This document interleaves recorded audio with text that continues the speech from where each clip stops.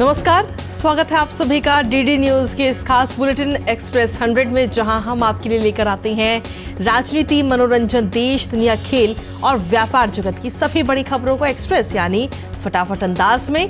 तो मैं हूं कृतिका और चलिए शुरुआत करते हैं तेज रफ्तार से खबरों की। प्रधानमंत्री नरेंद्र मोदी ने आज मुंबई में भारतीय रिजर्व बैंक के 90वें स्थापना दिवस पर आयोजित कार्यक्रम आरबीआई एट 90 के उद्घाटन समारोह को संबोधित किया।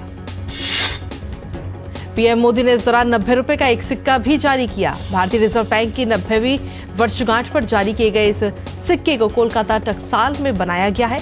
इस 90 रुपए के सिक्के का वजन लगभग 40 ग्राम है। इस 90 रुपए के सिक्के को अंकित मूल्य से अधिक प्रीमियम पर बिक्री किया जाएगा।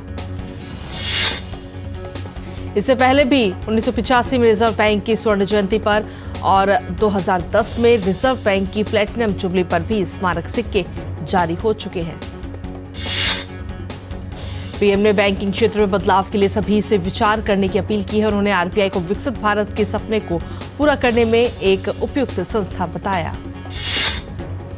प्रधानमंत्री नरेंद्र मोदी ने अपने संबोधन में नीति, निर्णय और नतीजे के समन्वय पर जोर दिया। उन्होंने कहा कि तमाम वैश्विक अवरोधों के बावजूद देश में महंगाई दर मध्यम श्रेणी की रही है।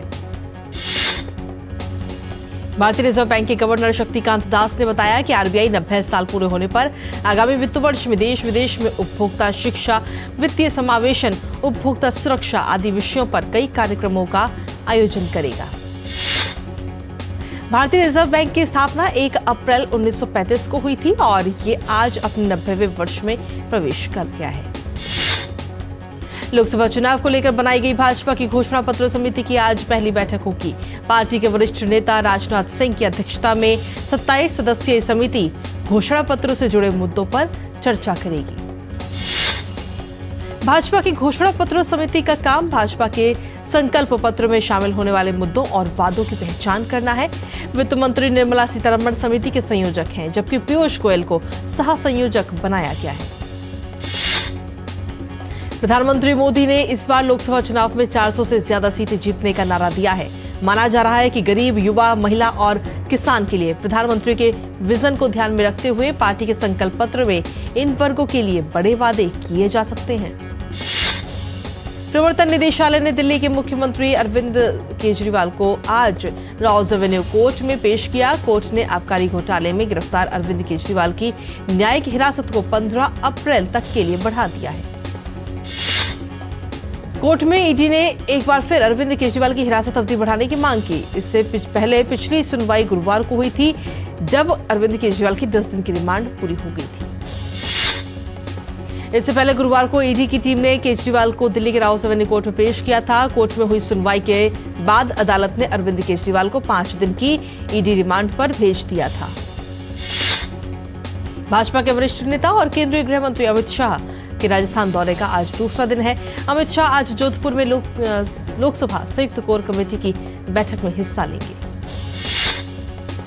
केंद्रीय गृह मंत्री अमित शाह राजस्थान में शक्ति केंद्र संयोजक सम्मेलन में भी शिरकत करेंगे। इसके बाद वो जोधपुर, पाली, जालौर, सिरोही और बाड़मेर लोकसभा बूथ अध्यक्ष सम्मेलन में शामिल होंगे।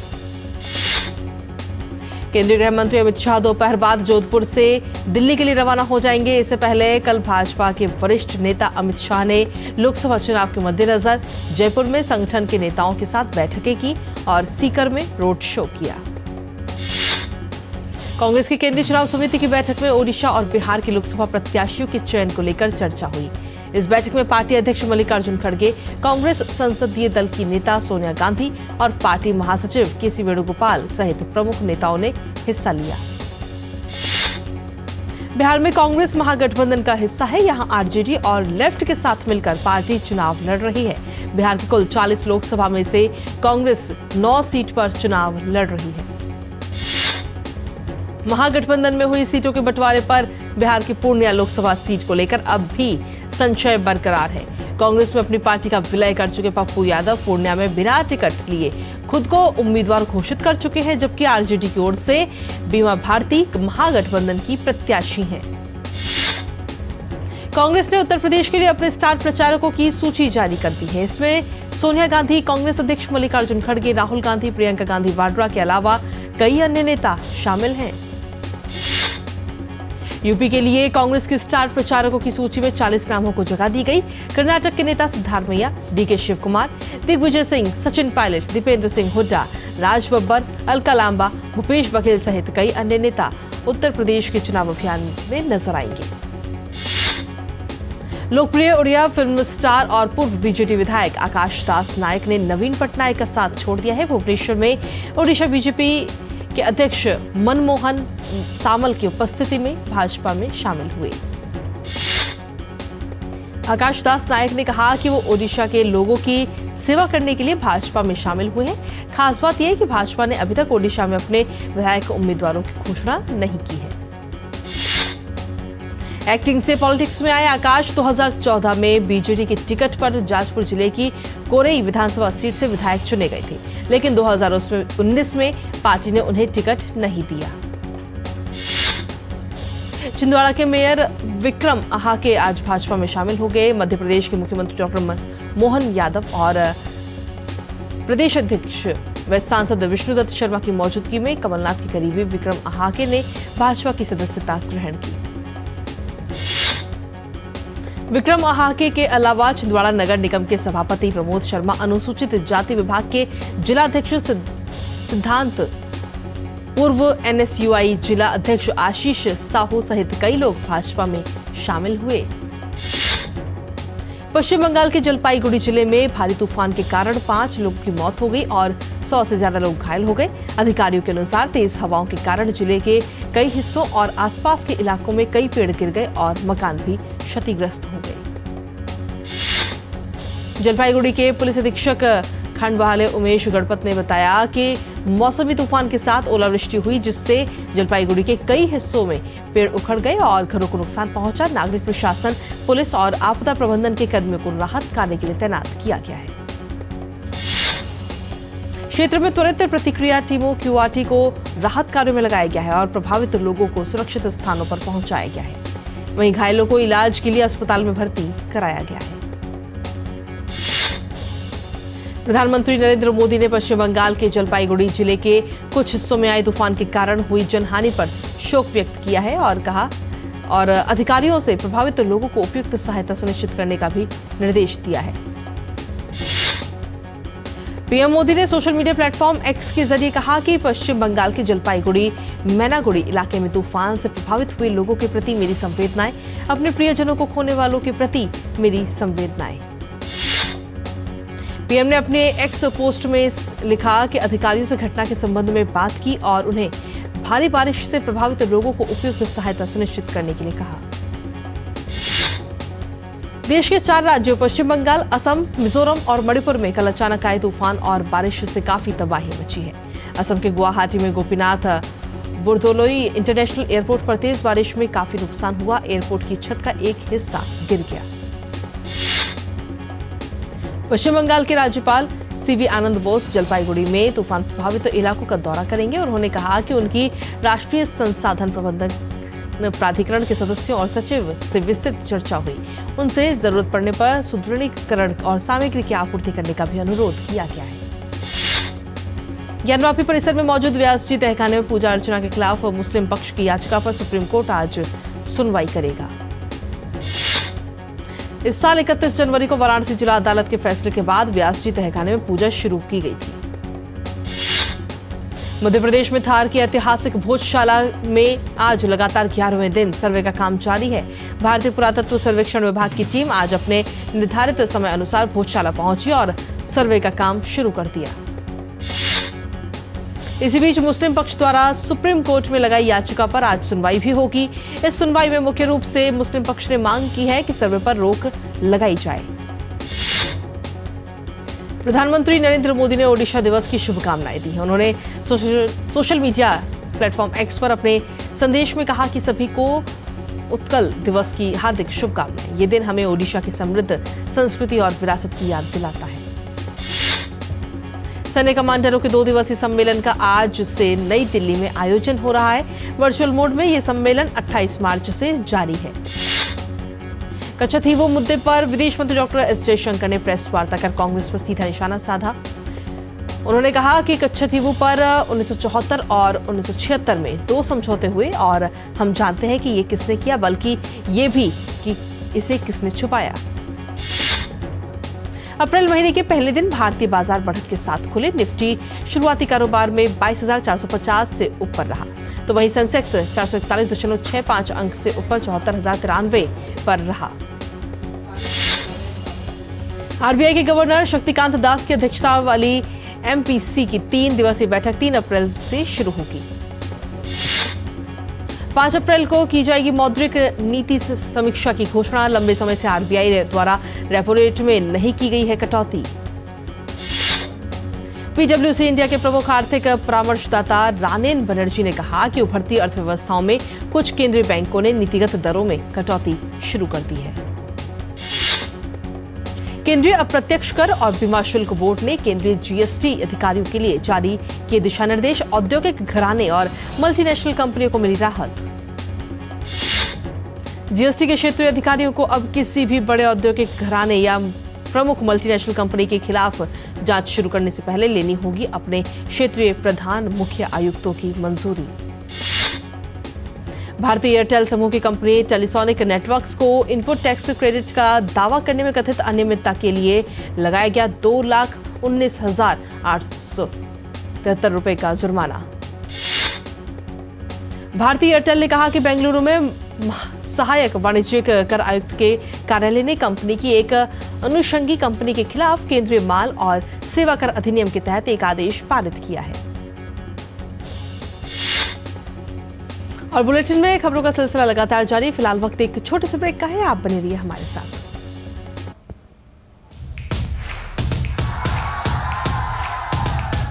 बिछ गई लोकसभा चुनाव की बिसात,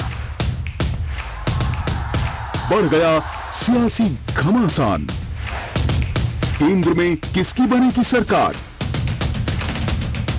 क्या है राजनीतिक दलों के दावे और क्या है उनकी हकीकत?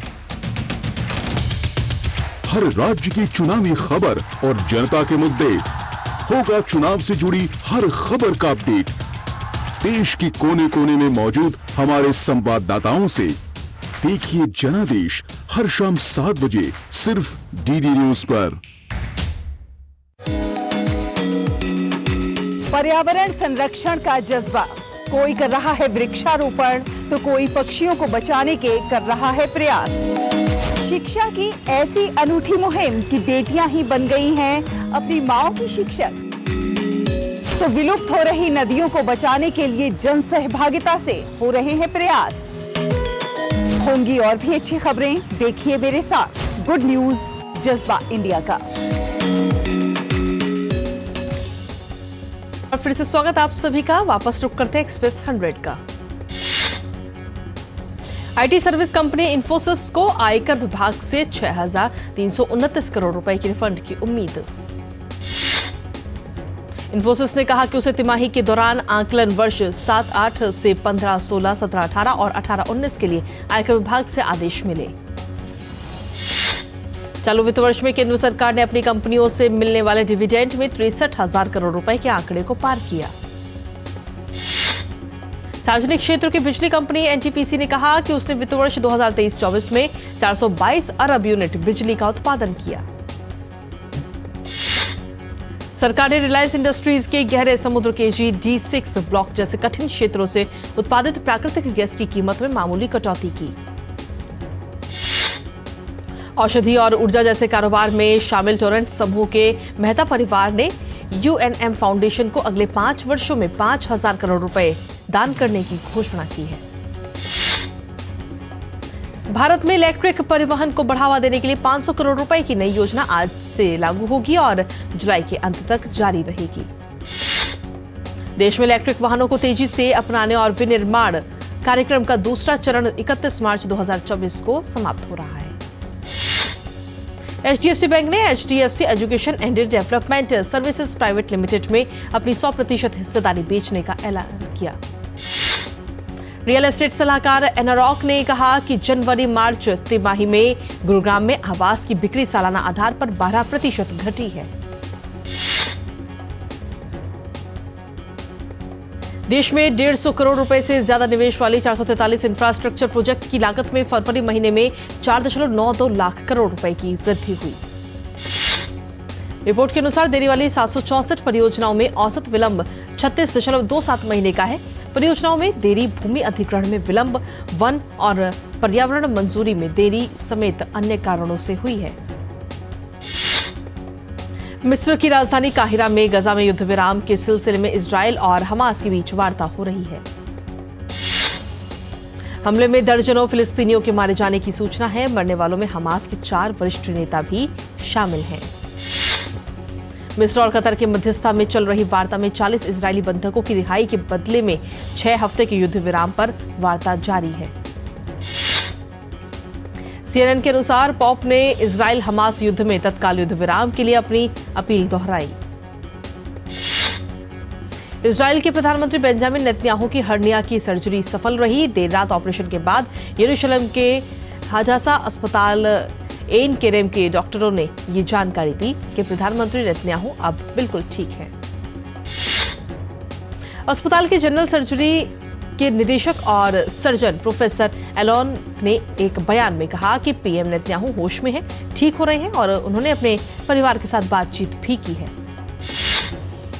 हमास के साथ युद्ध को देखते हुए नेतन्याहू के प्रधानमंत्री पद का दायित्व तब तक डिप्टी पीएम के हवाले कर दिया गया है। पाकिस्तान के प्रधानमंत्री शहबाज शरीफ ने अमेरिकी राष्ट्रपति जो बाइडेन को आश्वासन देते हुए कहा कि इस्लामाबाद वैश्विक शांति और क्षेत्र की समृद्धि के सामान्य लक्ष्य को प्राप्त करने के लिए वाशिंगटन के साथ काम करना चाहता है। शहबाज शरीफ ने कहा कि पाकिस्तान अमेरिका के साथ अपने संबंधों को बेहद महत्व देता है। नेपाल की राजधानी में आयोजित अंतर्राष्ट्रीय संस्कृत सम्मेलन में भारत और नेपाल के संस्कृत विद्वानों के प्रतिवर्ष अंतर्राष्ट्रीय संस्कृत सम्मेलन आयोजित करने का प्रस्ताव दिया। अंतर्राष्ट्रीय संस्कृत सम्मेलन में संस्कृत ग्रंथों, विशेष रूप से हिमालयी राष्ट्र में संरक्षित पांडुलिपियों पर शोध करने और प्रकाशन की व्यवस्था करने के लिए अध्ययन केंद्र की स्थापना पर भी चर्चा की गई। बेल्जियम के एंटवर्प में 2 किलोमीटर लंबी टेबल लगाई गई, जिस पर लोगों ने एक साथ बैठकर इफ्तार किया और ईस्टर के उत्सव का जश्न भी मनाया। जिले की मेयर ने कहा कि एंटवर्प शहर द्वारा विभिन्न साझेदारों ने साथ मिलकर ये पहल वैश्विक स्तर पर तनाव के समय में संस्कृतियों के बीच समावेश और संबंध के लिए की थी। आईपीएल में आज मुंबई इंडियंस और राजस्थान रॉयल्स आमने सामने होंगे। आईपीएल में कल खेले गए मैच में दिल्ली कैपिटल्स ने चेन्नई सुपर किंग्स को 20 रनों से हरा दिया।